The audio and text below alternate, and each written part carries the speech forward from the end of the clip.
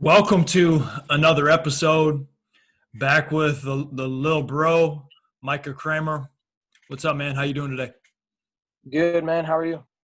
Good, good. I'm excited to get into a topic again with our podcast platform, with our YouTube channel, being able to give as much help and instruction, advice to those, especially for current athletes and coaches that want to help some of their athletes perform at a higher level. And the topic today is mobility and proper rest. Okay. And so we're going to get into mobility first. Now, I think a lot of people get confused mobility versus flexibility. Okay. And mobility is the ability to move freely, to move easily, to perform the action that you need to perform, right? Whereas flexibility is about the stretch, right? Can you do the splits, for example? That would be Mhm. an extreme level of being flexible. And so I want our athletes and everyone that's listening to understand that mobility over flexibility when it comes to a sport such as basketball is key. Now, do they have to do with each other? Yes, of course.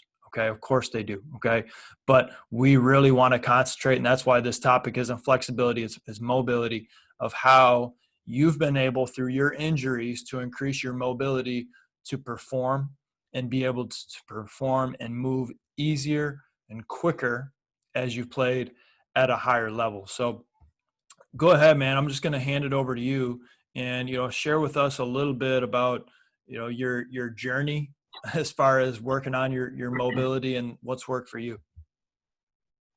Yeah, it's definitely been a journey. Excuse me. A lot of ups and downs, and just a lot to learn, a lot that I'm still working on. But here's a couple things that have really worked for me, and that are my favorite things to use. I say my number one thing for mobility, um, for warm ups, just for being loose, is exercise bands and band work.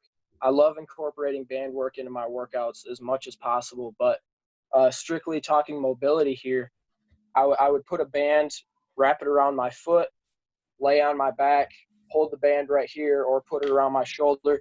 I do leg lifts. I do 25, 50 reps, depends on the resistance of the band.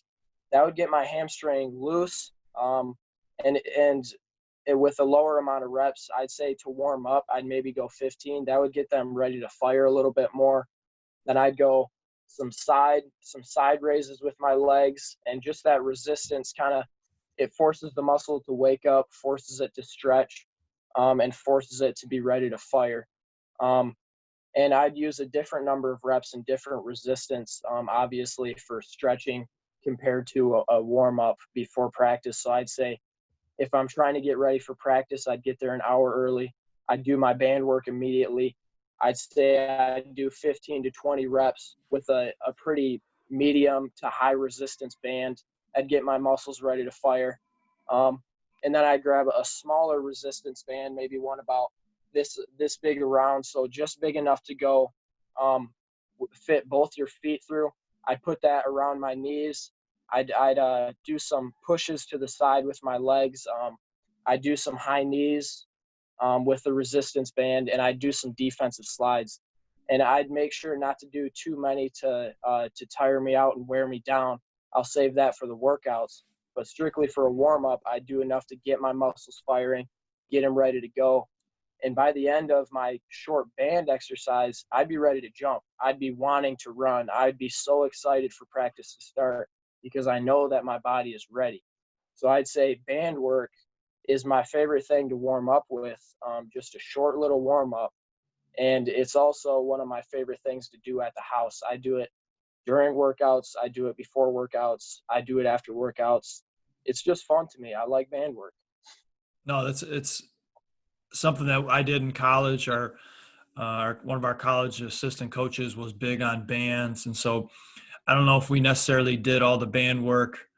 We didn't know as much as we know now, but we did have the bands out. And like you said, you can take them anywhere, easy to transport, light, and you can get creative with working the kinks out, putting the band, your leg, arms in different positions to loosen up what you need to in the positions that you're going to be in and have to move out of throughout the course of the game. So I love bands. I still use them today when I'm traveling around running my camps. I have at least one band in my duffel bag, and I'm almost always, if I have any type of tightness, I'm getting that band out, and I'm working those kinks out before I hit the court. What else can you give us as far as mobility? A very interesting thing that I've learned just recently is I did the jump attack program by Tim Grover. He's a guy that trained Michael Jordan, Dwayne Wade, Kobe Bryant. And he really stressed doing some stretches during a workout. He would, during the leg days, he would have me complete an exercise with weights, and we would complete a jumping variation, and we do 3 sets of each, superset all those. And after that exercise, we would do a 30-second hip flexor stretch. And we'd have about 5 lifts. And in between each lift, we'd have that hip flexor stretch. And that kind of opened up a new thinking for me. So now I really enjoy making sure those muscles are loose as they can be during a workout. And he also makes sure to stress that we understand that in a game, you can't be doing that. If you want to be at optimal performance, your muscles can't be too stretched out to the point where they can't fire. But he really thinks it's beneficial during a workout to do a pre-exhaustion stretch to get that hip loose and a little bit tired before you work out, and then make sure it's really stretched out before you begin your next lift to stay as loose as possible throughout a workout. So that's something I've been incorporating into my work is I stretch probably after each lift, sometimes after each set. It gets me going, it gets me fired up for the next set, and that way I can attack it. Sometimes feel a little bit more fresh. Sometimes I'll feel like I'm a little too loose. It's just it's a good variation to have. It's a good thing to have, and it's something that I'm still experimenting with a little bit. Now, I did the jump attack program as well. I loved it. I recommend it to many people. I don't remember there being a ton of static stretching in that though, right? Mm-mm. No, it was Okay. So just talk about that difference between, yeah. flexibility, but you're not, touching your toes for 30 seconds. Yep. Okay. So before each exercise, you would do a fire hydrant variation. So you get on your hands and knees. You would kick that knee out to the side. You go 10 times backwards with that knee, 10 times forwards, and then 10 times straight to the side. So that'd be the pre-exhaustion exercise. And that would get your hip loose. It would get it mobile, and it'd get it a little bit tired. So it's not just a straight up hip flexor stretch right there. It's getting it mobile, and it's exhausting it. So it's kind of getting it ready to fire, but it's also a more of a focus on getting it tired so you can build that endurance throughout the workout. You do that before every exercise. And after every exercise, you would do a static hip flexor stretch. And that's the only static stretch we do during the workouts. Like, for example, they had deadlifts in the workouts. We didn't do hamstring stretches in between each deadlift. Since it was a jump attack program, we had to make sure we had very loose hip flexors. So we made sure to have a focus on that in between each exercise because one simple injury can be detrimental. And doing those stretches in between exercise made sure that didn't happen. Which I think goes back into the fact that it's mobility over flexibility. So even though you are doing a little bit of stationary static stretching, most of those things that are working on flexibility, it's range of motion type stretching, right? You're working with the fire hydrant, which is, that's an exercise that was new to me. I wish as an athlete I did more of the fire hydrant exercises. Great for hip flexors, hip mobility, and something that, even now I should do more of those. What are some of the other things that you've kind of picked up and learned regarding mobility for an athlete? I'd say for me is stretching as soon as I can after practice. So practice would get over. we do stretches, and my main focus when I stretch is my hips, because I had hip injuries, and just that the hips they're like your base. You need good hips, you need mobile hips, you need strong hips. So immediately after practice, I'd stretch as a team, sometimes do a little extra stretching. I'd go home, make sure to fill up with the correct diet, like we discussed in our previous video, and then I would stretch some more.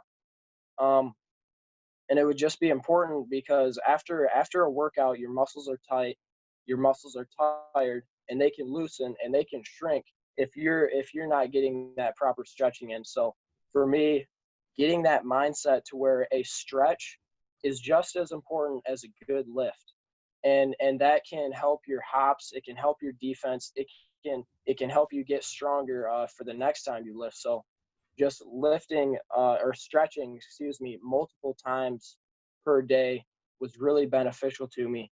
And usually when I went home after practice, I would also get out that foam roller, work out any kinks that I felt that needed that little bit of extra work. So I'd say at night is typically when I got out the foam roller, and that thing would be my best friend. Walk us through a couple stretches that you might do, because I know for those that are listening, for those that are watching, they might just be thinking of, sitting down, touching your toes. I don't know. That's not how you're stretching. Okay. So walk us through a couple things that you do. Okay, so I'd say after practice, Um, we had a guy that trained NFL players. He worked with NFL teams, and he came and he gave us some tips one day on how to stretch. So a lot of it would be kind of working in a split stance. So we'd get our feet fairly wide. We'd go down, we'd touch the middle, we'd spread our feet even farther. We'd go down, touch right foot, left foot, some simple stuff. But as we go through that stretching routine, we focus on getting our feet farther and farther.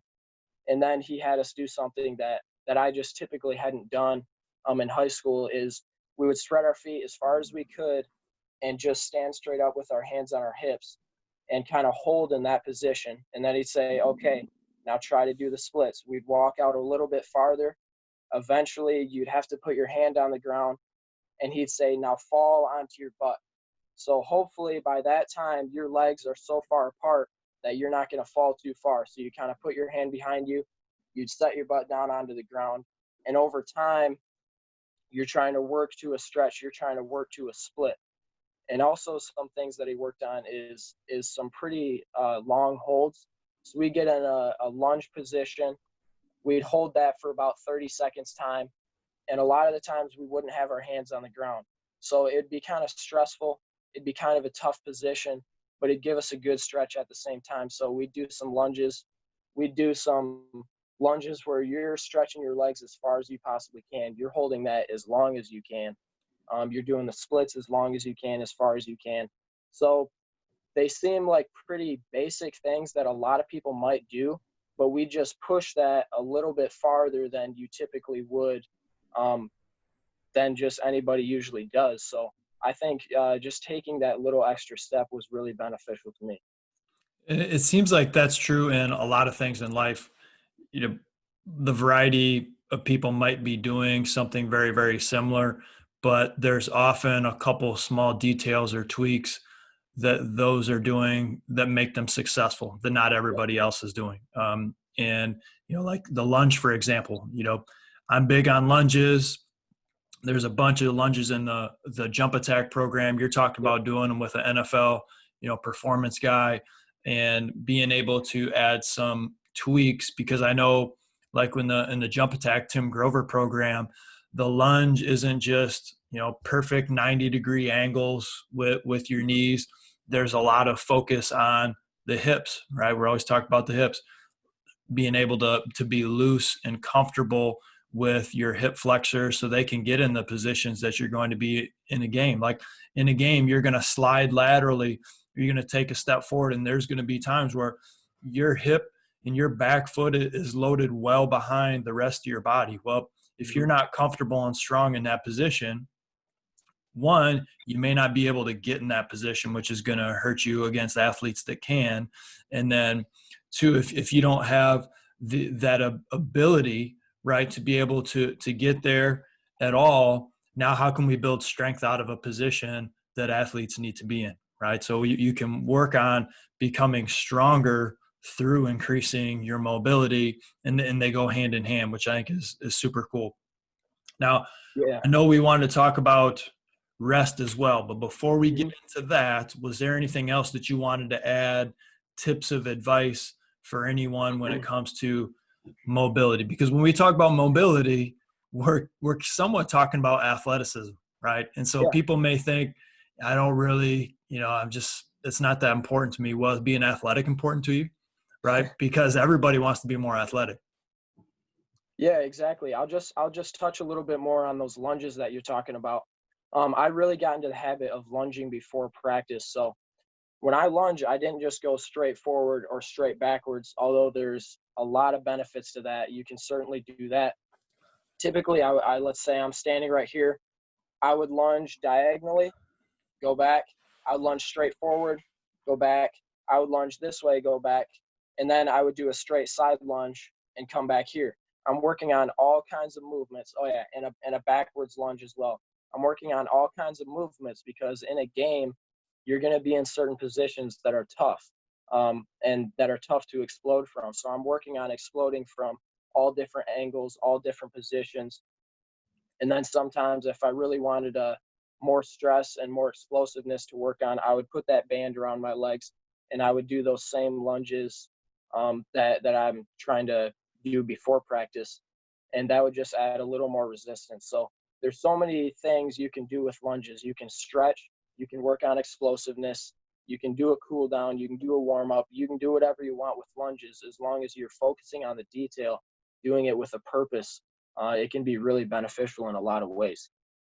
Yeah, certainly, certainly. And, you know, you can't perform well and you can't prep and do all these things unless you're also getting the proper amount of rest. Okay. Like if you're not getting rested, then all these other things, you're more likely to become injured. You're going to lose the ability to have some flexibility, mobility as you're playing. And I know making sure you have enough rest is an important part of being a college athlete.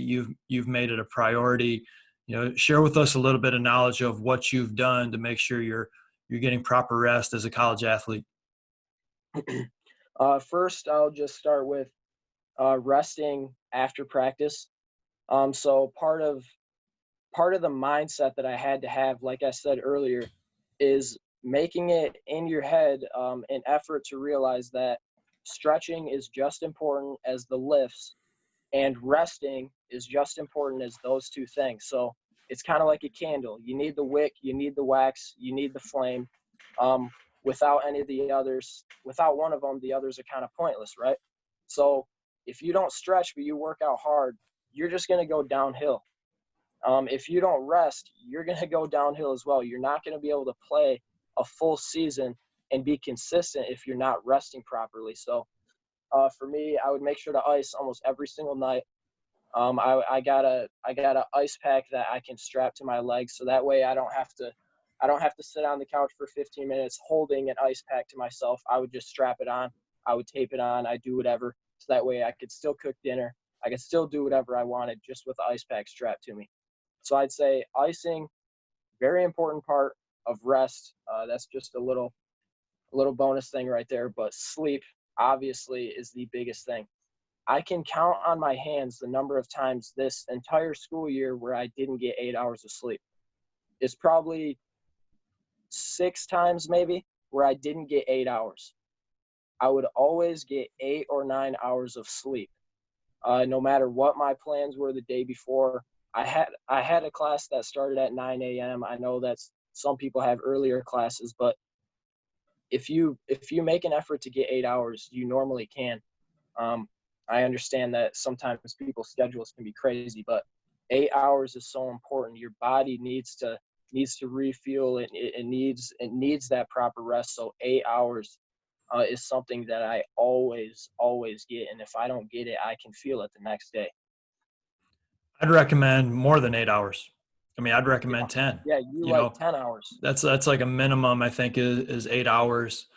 For a college athlete, man, I try to get 10. And, Mhm. that was one thing that I did right as a high school, college, throughout my whole playing career was, you know, I didn't view, some people think sleeping is lazy, right? Sleeping is recovering. Okay. Yep. And so if I prioritize my body, that means I need to prioritize proper rest. And that includes sleep, right? We recover during our sleep. Our muscles are able to rebuild when we sleep. So making sure that we're getting enough of that throughout the course of the year, I mean, that's going to be some compound effect as well. It's really going to pay off throughout the course of a season. So, man, my college, I was I was dedicated to sleeping, and I think I said 9.5 hours was like what I was trying to get every night as a college athlete, Wow. and that didn't include. I tried to get a nap in too, even if it was just like a half hour. I try to get like a power nap in. Um, Now, do I nap and sleep that much now? Heck no, can't. Um, but when it was just about me and Mhm. performing and doing everything as a high level as an athlete, you better believe I was going to make sure I was getting a lot of rest. And, again, sleep is not lazy. Sleeping in and messing around and just wasting time and you're kind of awake and you're laying in bed, you could be doing something beneficial. That's lazy. Okay. I'm talking about you're sleeping, you're out. Okay. Mhm. And I was talking to our brother Harrison about, sleep a couple weeks ago. And I said, when it's the end of the day and I'm tired, part of me is like mission accomplished, job well done. You did a good job today because it's nearing the end of the day and you're tired, right? And you're going to reward yourself by going to sleep. You shouldn't, it shouldn't be 8 p.m., 9 p.m. and you're like, man, I'm just so tired right now. This is terrible. It's like, no, that's a good thing. You should be tired. The sun's going down, right? The day is nearing its end and you're tired. Your body is starting to prepare itself for sleep. That's a positive. Okay. Mhm. And so you're going to prepare for sleep. You're going to get well rested. Okay. And then you're going to wake up and work your tail off that day. Okay. That Yep. hopefully the next day at night, you're tired again. All right. And get some great, sleep recovery in during that time. That's going to pay off for you. And I was so dedicated to this when I was playing overseas. Again, I was trying to get 9, 10 hours of sleep at night. Sounds crazy. Okay. But I was dedicated to sleeping a lot and throwing a nap in. Now, when you're a pro athlete, it's easy to get your sleep in because what else you got to do today besides play basketball? Not a whole lot. But I would, let's say we had a practice at 10. So maybe I go and I had to lift at, actually, let's say we had practice at 11. Okay. Because a lot of days we had a shooting workout at 11. And so I would get to the weight room at about 10. Okay.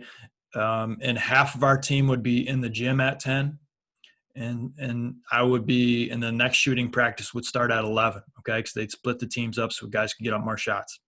And so I would always sign up for the 11 o'clock shooting practice.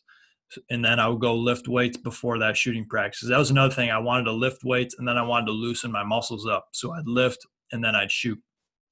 So I'd lift weights, get to the weight room at around 10. I'd lift. Okay. Then I'd head over to practice. Shooting practice is from 11 to noon. Come home, big lunch, nap. And it might be 45 minutes. It might be a little over an hour, but I'm napping. And then I'm up, got practice later that day. Again, big meal after that next practice, hang out. And then boom, I'm trying to get 9, 10 hours of sleep in at night. And it paid off. I think, for the most part, I was pretty healthy playing overseas. And I think getting enough sleep was a big reason for that. That's that's a commitment right there. That's a lot of sleep. And that's awesome. So yeah, like you said, 8 hours should be a minimum. Uh, Me personally, I try to get 8.5, 9 hours. That's kind of my range. Um, Yeah, I'm willing to learn to sleep a little bit longer. But there are a couple things about sleep that I do want to touch on, and that's sleeping positions. And that's something that can be trained. Um, Something that I'm trying to realize is a lot of things can be trained, a lot of things can be changed. Almost everything about your life can be trained or changed. Sleep is one of them. A lot of people say, oh, I naturally do this, I naturally sleep this way. And you might sleep naturally a certain way. You can train that to be different. So for me, for example, this this is horrible. When I was younger, I would sleep on my pillow with my head like this. Guess what happened? My posture was like this in middle school. My head would be forward. I'd go throughout my day with my head like that. I had neck problems. I played football Sure. with that. It was bad. And I'd look at my phone like this all the time. I had terrible neck problems. And when I went to bed, I was only making it worse. So picture that, 8 hours every night with bad posture. What's that going to do to your neck? What's that going to do to your back? That is bad. So my posture was horrible. I had to train myself for a really long time to start sleeping with my neck straight up. Again, that was years ago. Now I finally sleep with decent posture, but I always slept on my side, and I slept with my legs curled up as close to my body as they could possibly be. Sometimes I'd sleep in a ball. I'm learning that that can actually tighten your hip flexors up quite a bit. So one thing in this last year that I've trained myself to do is I would lay in bed and I would lay straight on my back. And sometimes I would fall asleep like that, but every single morning I would end up waking up on my side. I would always turn to my side, go back to my old position, but through trials, through finally just working at it every night, laying on my back, I finally trained myself to sleep directly on my back, and most of the time with my arms like this, with my hands just like this, sleeping straight on my back, my legs perfectly straight out, so that way my hip flexors are loose. I made sure to have my feet just laying down loosely. I made sure not to have the blankets too tight to where my feet are forced like this. That can tighten your calf. I believe it can tighten your Achilles too. So I made sure to have my feet kind of flop down. So that opened up so much. My spine is just straight. My head is in a proper position. And I trained myself to do that. It took months. It took months of me laying on my back and constantly turning over to the wrong position again. And now I gotta say, it's okay if you sleep on your side as long as you got a straight body. But it is the most beneficial if you sleep straight on your back with good standing posture, because you're reinforcing good posture for 8 to 10 hours every single night. What's that gonna do when you wake up? You're gonna naturally start walking straight up with great posture. That's obviously gonna help you as an athlete. Man, I think you need to go to school to be a sleep doctor. That's what I think. I mean, this is I'm learning quite a bit. But yeah, no, this is good. Sleeping on your stomach is what I did growing up. I can't believe I did that. It was terrible, terrible, terrible for you. Um, and I try to sleep on my back, as you said. That's the best, form of sleeping.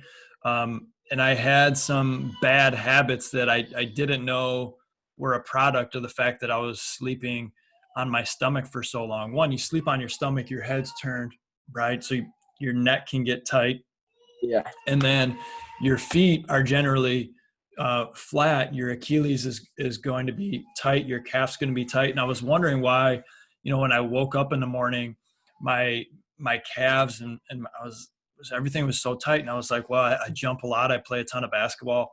That's just why it's tight. It's just the way it is, right? Well, in fact, I was, sleeping, 9-10 hours with my feet basically flat. And so I had a extreme amount of flexibility on the front of my shin, my foot going down, and I had a very little flexibility on the back, which obviously we want to have some more flexibility there. So that's really really important.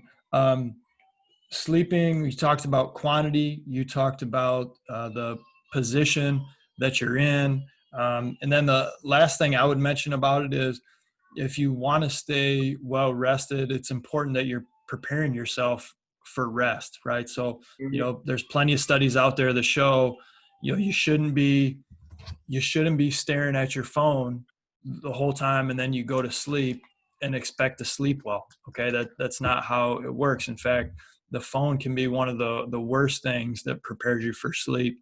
And they've shown there's even a big difference between staring at your phone and staring at the TV, right? Because the TV is farther away.